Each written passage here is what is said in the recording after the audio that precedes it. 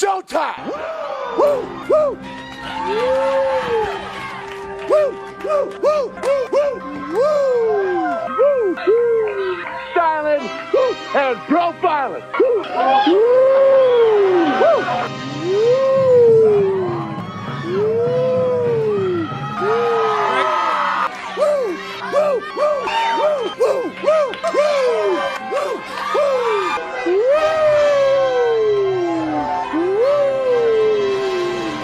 It's live and in color. Woo! Woo! Woo! Woo! Woo! Woo! Woo! Woo! Slow down. Woo! Woo! Woo! Woo! Woo! Woo! Woo! I'm styling and profiling. Woo! Woo! Woo! Upside down. Woo! Woo! Woo! Woo!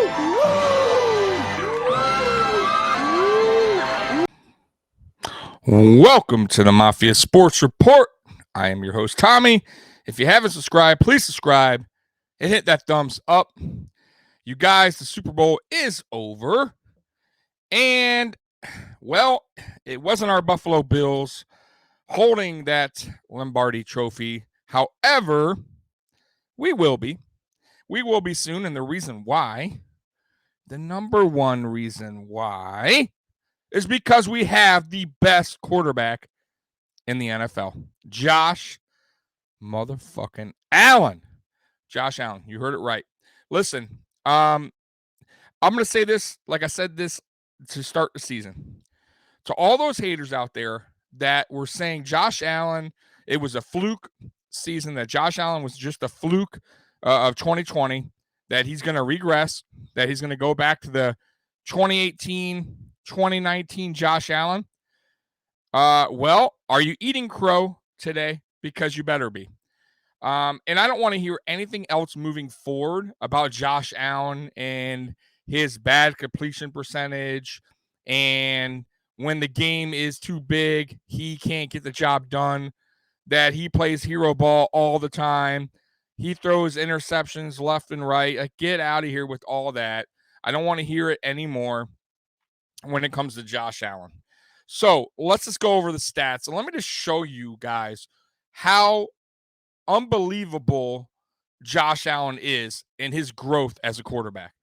So in 2018, we all know 2018, rookie season, was not supposed to start, guys. We all know this. Josh Allen was supposed to sit for that season. He was supposed to sit back, watch AJ McCarron, which I'll be honest with you guys, that's Brandon Beane's fault for bringing AJ McCarron as the mentor for Josh Allen to watch and learn from. Wrong guy. Totally wrong guy. And they learned that right away during probably training camp when AJ McCarron was the worst on the team on quarterback depth chart. So bad that they traded him before the season even started. They didn't even give him a shot. So, as we all know, they decided to go with Peterman, which I don't understand what they were thinking either with Peterman, but I understand that they wanted Josh to sit. They wanted him to learn. They also understood that this team had no offensive line. They had no wide receivers. They had nothing for Josh. Nothing, right? This was a total rebuild. The 2017 playoff team, that was, let's be honest, a little bit of luck, right? The Bengals don't get that play again in week 17. We're not in the playoffs, right? And kudos to Sean McDermott for winning 9 games that season, for even getting us to the playoffs. But I don't think that was their goal. But it happened. So here comes 2018. We draft Josh Allen, like I said. We get AJ McCarron. We have Peterman still on the squad, which I don't understand why. And we go into that season with Peterman starting because we traded AJ McCarron. Well, the Peterman experience lasted, half a game? It was awful, just as expected. So Josh Allen got through into the fire, right? The fire of this terrible offensive team, right? This dumpster fire of a team. Let's be real, guys. We had nobody, right? Nothing. Kelvin Benjamin, who was all about himself, who was out of shape, who didn't want to work with Josh Allen at all, which blew my mind. Zay Jones, who's going through personal issues, who wasn't a very good receiver, if we're going to be honest. And then a bunch of nobodies, right? That's it. The offensive line was pretty bad, and Josh Allen was thrown into the wolves, right? Thrown into the fire. And it showed, right? His rookie season, not very good. Okay, what did he do here his rookie season? He had 2,074 yards passing. Not very good. Not very good. 10 touchdowns, 12 interceptions, right? 52.8 completion percentage. But what did we see that year from Josh? We saw potential. We saw wow plays, right? Plays that were like, man, this kid, there's something about Josh Allen. There's something special about him, right? Because even with the bad talent around him, right? Even though he's a rookie quarterback who we all knew needed some help, right? Needed to get some reps in, needed to get with Jordan Palmer more, right? Like this we all knew he's coming from a small school in Wyoming. He was a quarterback that the Buffalo Bills knew that needed to get a little bit of work done, right? Before he was going to shine. And that was their hope, right? And listen, not every quarterback or running back or wide receiver or whatever skill position, it works out that way, right?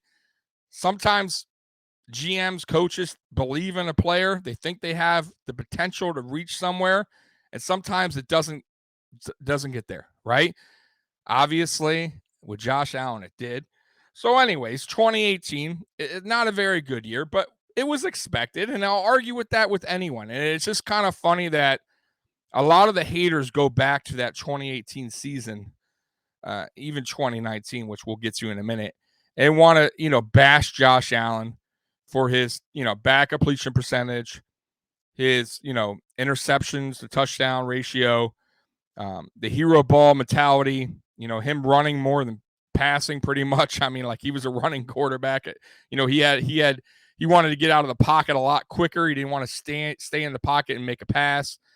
And listen, guys, that was expected. Josh Allen, like I said, came from a small school. Nobody wanted him.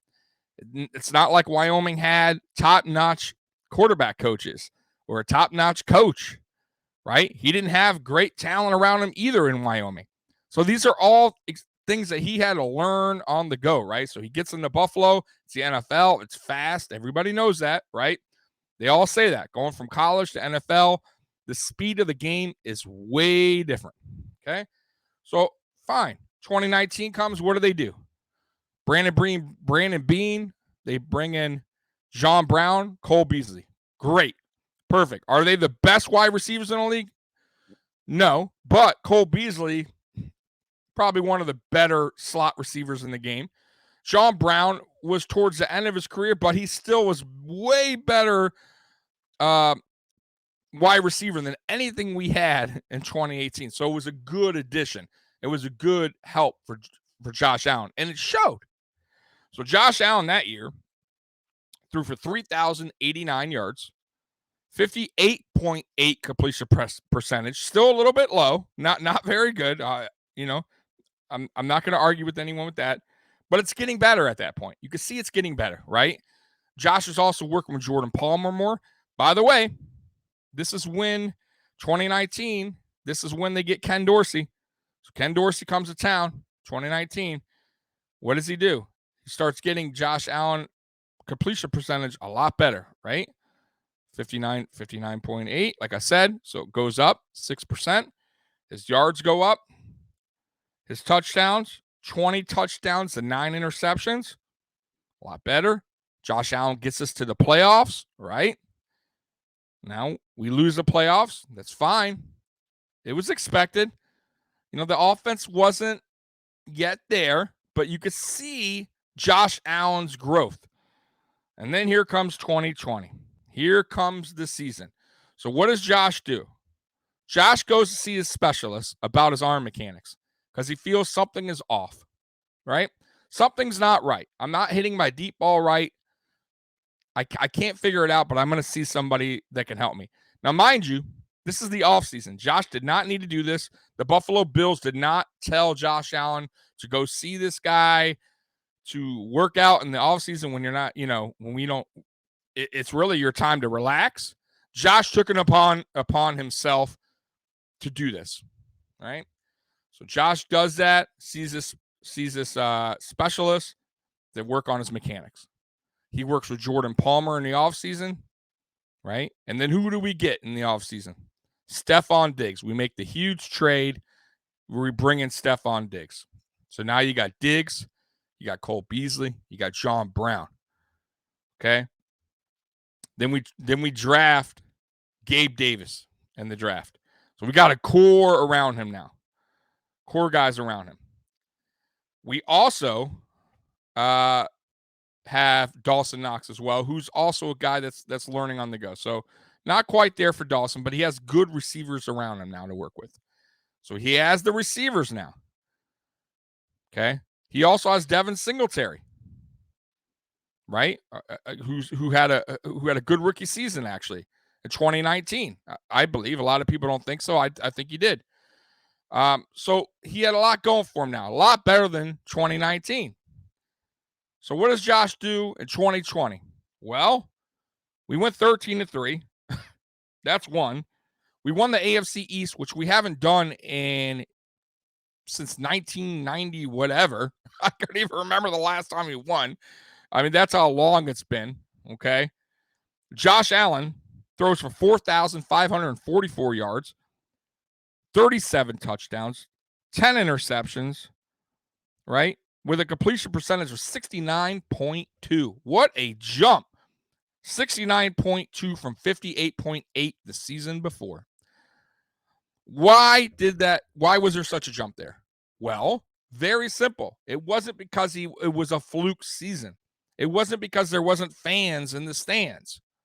It was because Josh Allen took the time to go see a specialist to work on his mechanics. He took the time to work with Jordan Palmer. He took the time to work with Stefon Diggs and get on the same page with the new receiver coming to town. That's Josh Allen's work ethic. That's his heart. That's him wanting to get better as a player. A lot of these players in the NFL don't do that. The good ones, the really, really good ones, they do. The Tom Brady's in the world, right? The guys that are consistently good. A lot of those guys, when the offseason comes, their work don't stop. And that's Josh Allen's mentality. And a lot of players, they don't have that. And that's why they'll never get to that next level. And the one thing I love about Josh Allen is his heart. His heart and his fight. Those are the number one qualities of Josh Allen. The number one. Now, listen, we all know Josh Allen has a big arm. We all know Josh Allen can run. We all know he has pretty damn good speed for a 6'5", 240-pound quarterback. But it's his heart, it's his fight. That's what makes Josh Allen so special. So, what happens? 2020. We go to the AFC Championship game. And I don't like the play calls. I'll be honest with you. I didn't like the play calls in the whole playoffs. And we got to the AFC Championship. But it wasn't pretty, folks. And listen, I'm not saying Josh Allen isn't to blame a little bit. But I'm going to be honest with you guys. I thought the play calling was vanilla. I thought we were going away from what we did best in the regular season and what fit that team the best, right? Which was 4 or 5 receiver sets, pass heavy, let your playmakers do the job, right? Instead, we went a little bit different, right? We played a little bit scared in the playoffs, right? We didn't want to make mistakes. Kind of handcuff Josh Allen. Can't do that. You can't handcuff Josh Allen. Okay, 2021 starts. Now here's where all the haters want to come out, right? It was a fluke season. Josh Allen will regress. He will go back to the 2019 Josh Allen, the 2018, the 2019 Josh Allen. He will go back to the low 60s, high 50s completion percentage. And I even heard New England, the Dolphins, they're going to win the AFC East. That the Bills are just a fluke, right? They had a fluke season. Now, some people were on board. Some people had us going to the Super Bowl. I was one of them. I thought we were a really good squad. But I'm a realist. And I also knew there were some holes that needed to be filled, right? And we didn't really address that.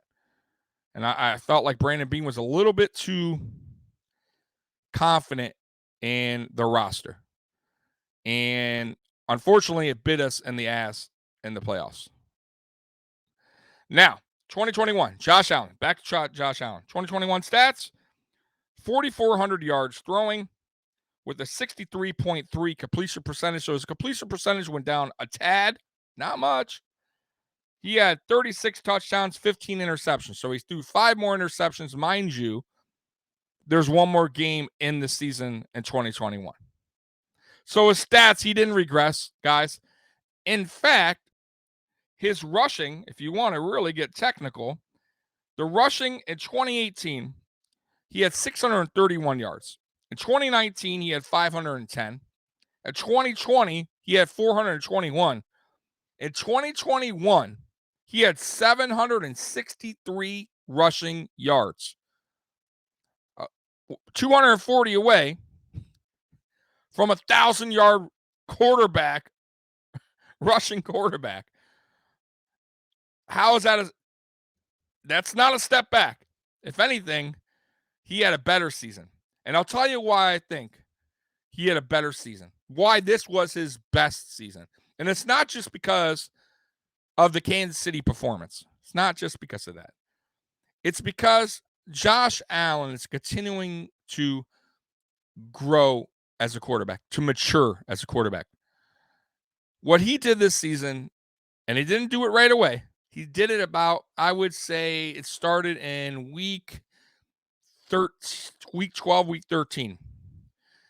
I want to say it was after, let me see here, guys, because I don't want to steer you wrong, say something wrong. It was after it was pretty much after the Tampa game, midway through the Tampa game. So I'm going to start right there.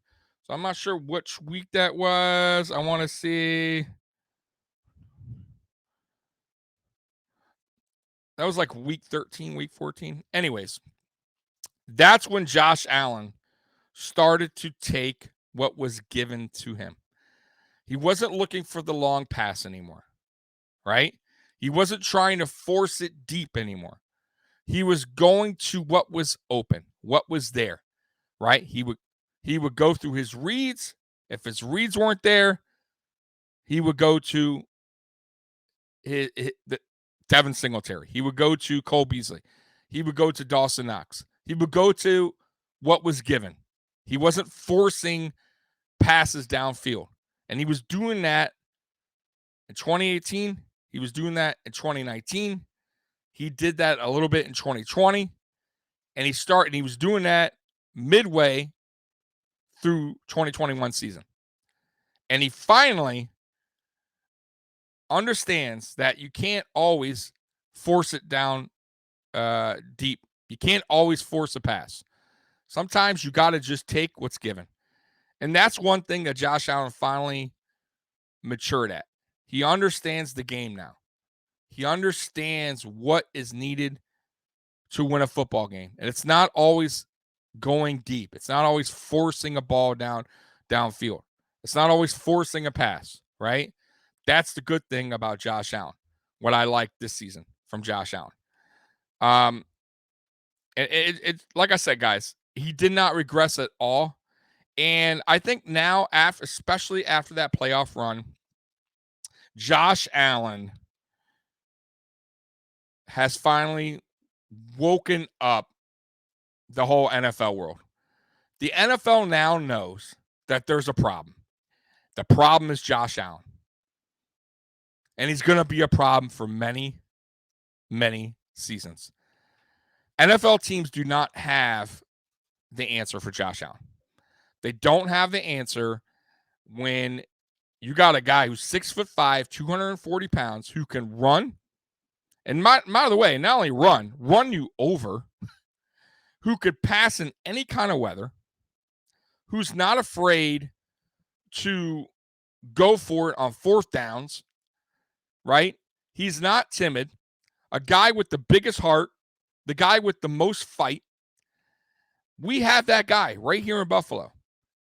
And as Buffalo fans, you guys should be super excited because this season coming up in 2022 is going to be special. I'm telling you right now, and I know I keep saying that. I get it. And you hear it all the time from us Buffalo fans. Oh, this is the season. This is the year. This is this season, next season, blah, blah, blah. I get it. I get it.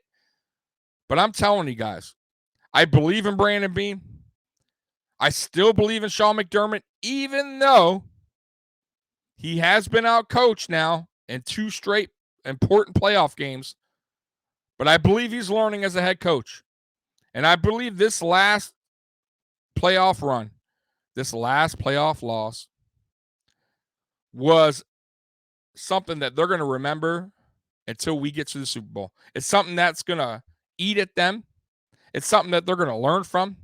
It's something that they went home directly and watched that clip, watched that video, watched that tape, whatever you want to call it, and understands now what is needed to win against the bigger dogs in this league. And that is Kansas City. If we're going to be real, it's Kansas City. It's still Kansas City. I understand Cincinnati went to the Super Bowl, guys. But right now, our hurdle is Kansas City. The hurdle in 2019 was New England. Let's be real, right? That was the first hurdle. We got past that hurdle. But we're still working on the Kansas City hurdle. And we came super close. And we should have won that game. And I'm going to tell you guys right now, we lost that game because we got out-coached. Coaching lost us that game. And I don't care what anyone says. You guys could debate me all day. You could say the defense lost us the game. I'm going to say it's the coaching. But back to Josh Allen. We have the most scariest quarterback in the NFL. I don't care. You guys could debate me on Aaron Rodgers. You guys could say anyone else. Patrick Mahomes, Aaron, doesn't matter. I think Josh Allen is the scariest quarterback in the NFL. And I don't think he's even reached his ceiling yet.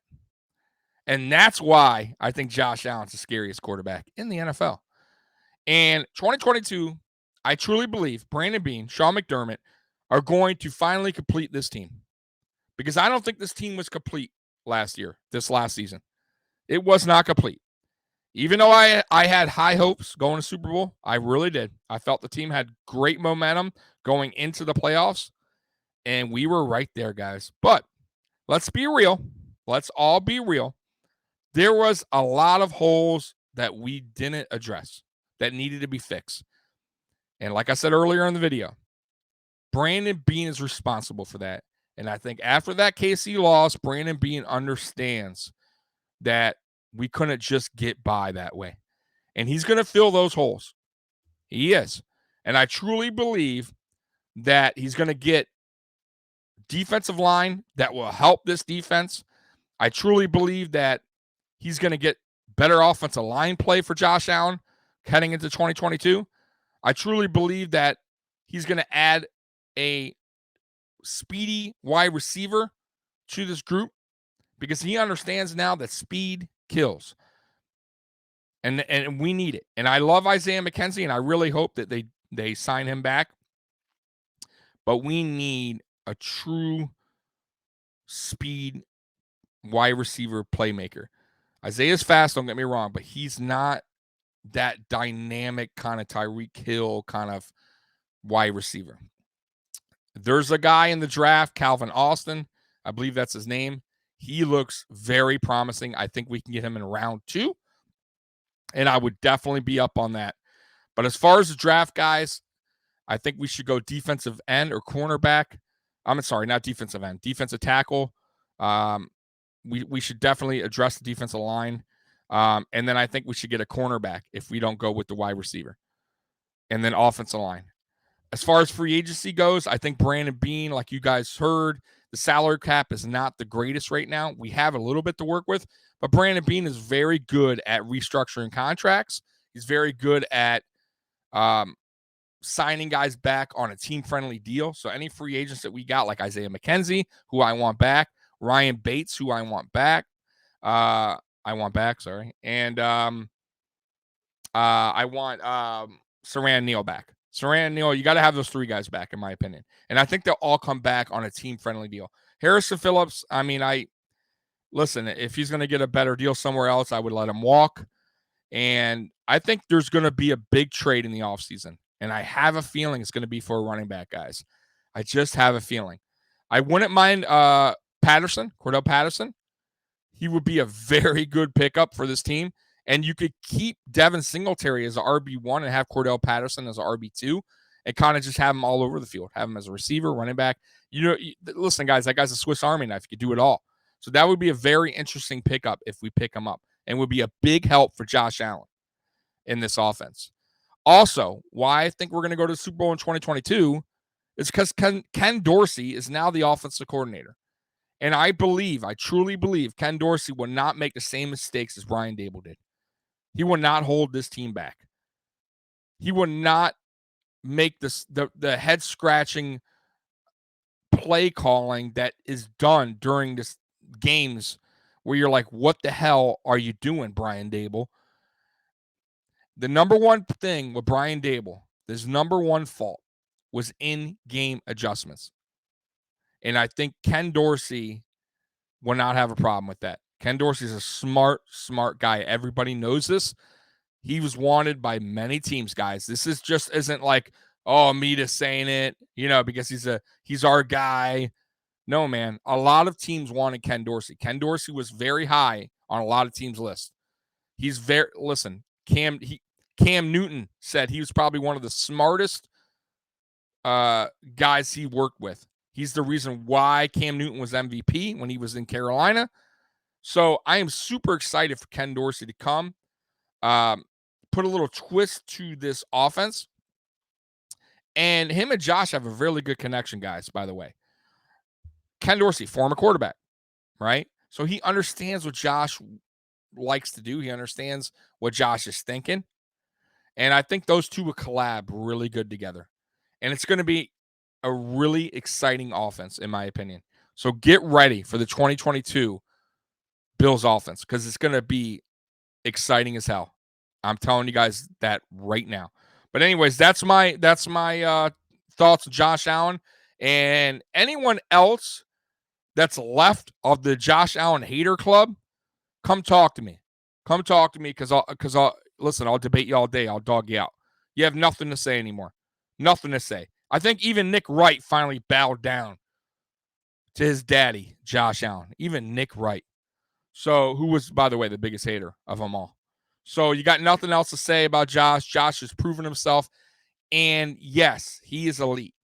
I know a lot of people were saying when Bills Mafia was calling him elite last season, oh, he's not elite. He's not elite. He doesn't win the big game. Or, it's a fluke season. He won't do it again. He won't get to the playoffs again.